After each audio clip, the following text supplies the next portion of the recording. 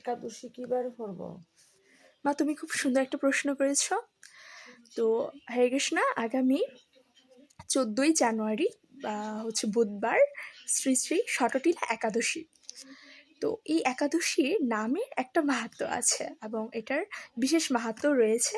দেখা যায় অন্যান্য সব একাদশীতেই আমরা পঞ্চরবি শস্যের তিল সেটা বর্জনীয়, বাট এই একমাত্র একটা একাদশী যেখানে কিনা তিল গ্রহণ করার নিয়ম আছে। তো কেন হলো এই ষটটিলা একাদশী নাম? তো ষটটিলা একাদশী মানে হচ্ছে যে তিল দ্বারা 6টা কার্যক্রম। তো চলো জেনে নেই সেই তিল দিয়ে কী কী কার্যক্রম করতে হবে।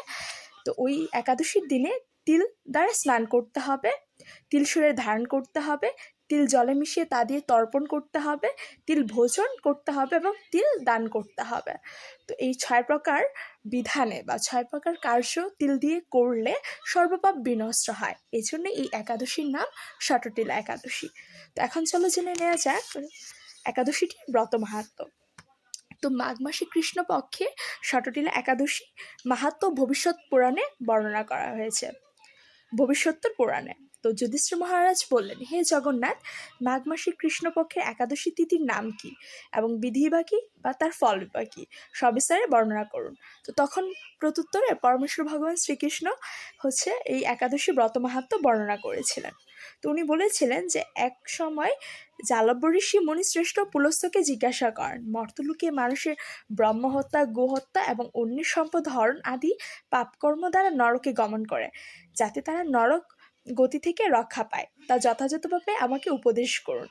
অনায়াসে সাধন করা যায় এমন কোন কাজের মাধ্যমে যদি তাদের এই পাপ থেকে উদ্ধারের কোনো উপায় থাকে তবে তা বলুন। তার মানে নাম থেকে বোঝা যাচ্ছে এই ব্রত করলে বা এই একাদশী ব্রত পালন করলে ব্রহ্মহত্যা, গোহত্যা এবং অন্যের সম্পদ হরণ জাতীয় যত পাপ আছে সে সমস্ত কিছু থেকে মুক্ত হবে। তো তখন ঋষি পুলস্ত্য বললেন, হে মহাভাগ, তুমি একটি গোপনীয় উত্তম বিষয় প্রশ্ন করেছ। মাঘ মাসে সূচি, জিতেন্দ্রীয়, কামক্রোধ আদি শূন্য হয়ে স্নানের পর দেবেশ্বর শ্রীকৃষ্ণের পূজা করবে। পূজাতে কোনো বিঘ্ন ঘটলে কৃষ্ণ নাম স্মরণ করবে। রাত্রিতে অর্চনান্তে হোম করবে, তারপর চন্দন, অগুরু, কর্পূর এবং শর্করা প্রভৃতি দ্বারা নৈবেদ্য প্রস্তুত করে ভগবানকে নিবেদন করবে। কুষ্মাণ্ড, নারকেল অথবা 100 গোবাক দিয়ে অর্ঘ্য প্রদান করবে। কৃষ্ণ কৃষ্ণ কৃপালুস্ত গতিতাং গতির ভাবা ইত্যাদি মন্ত্রে শ্রীকৃষ্ণের পূজা করতে হবে। কৃষ্ণ আমার প্রতি প্রীত হন বলে যথাশক্তি ব্রাহ্মণকে জলপূর্ণ কলস, ছত্র, বস্ত্র, পাদুকা, গাবি এবং তিলপাত্র দান করতে হবে। স্নান দানাদি কার্য কালো তিল অত্যন্ত শুভ। তো হে দ্বিজোত্তম, ওই প্রদত্ত তিল থেকে পুনরায় যে তিল উৎপন্ন হয় তত বছর ধরে দানকারী স্বর্গলোকে বাস করে। তখন এই যে ষটটিলা একাদশী ব্রত মাহাত্ম্যের পরবর্তী অংশ কি বলা আছে যে, হে যুধিষ্ঠির, এক সময় নারদই ষটটিলা একাদশীর ফল এবং ইতিহাস সম্পর্কে জানতে চাইলে যে কাহিনী আমি বলেছিলাম তা এখন তোমাকে বর্ণনা করছি। পুরাকালে মর্তলোকে এক ব্রাহ্মণী বাস করত। সে ব্রত আচরণ এবং দেব পূজা পরায়ণ ছিল। উপবাস ক্রমে তার শরীর অত্যন্ত ক্ষীণ হয়ে গিয়েছিল। সে মহাসতী ব্রাহ্মণী অন্যের কাছ থেকে দ্রব্যাদি গ্রহণ করে দেবতা, ব্রাহ্মণ, কুমারীদের ভক্তিভরে দান করত, কিন্তু কখনো সে ভিক্ষুককে ভিক্ষাদান ও ব্রাহ্মণকে অন্নদান করেনি।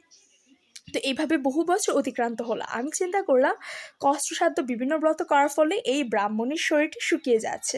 সে যথাযথভাবে বৈষ্ণবদের অর্চনও করেছে, কিন্তু তাদের পরিতৃপ্তির জন্য কখনো অন্নদান করেনি। তাই আমি একদিন কাপালিক রূপ ধারণ করে তামার পাত্র হাতে নিয়ে তার কাছে গিয়ে ভিক্ষা প্রার্থনা করলাম।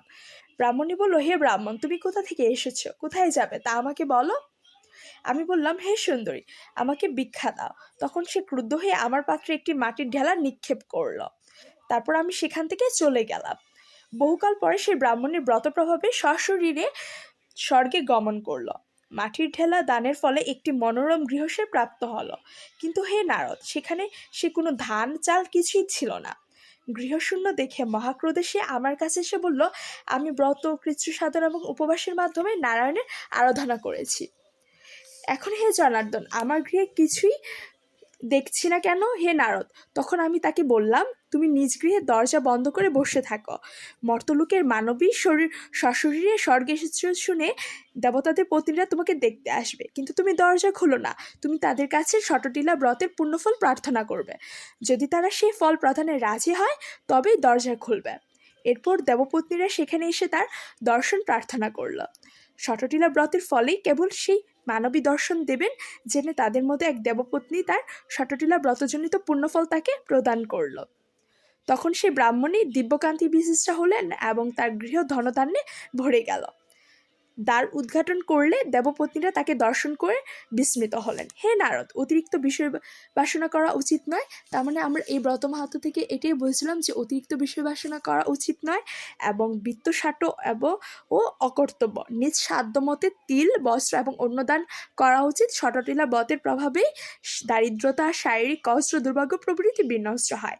এই বিধি অনুসারে তিল দান করলে মানুষ অনায়াসে সমস্ত পাপ থেকে মুক্ত হয়।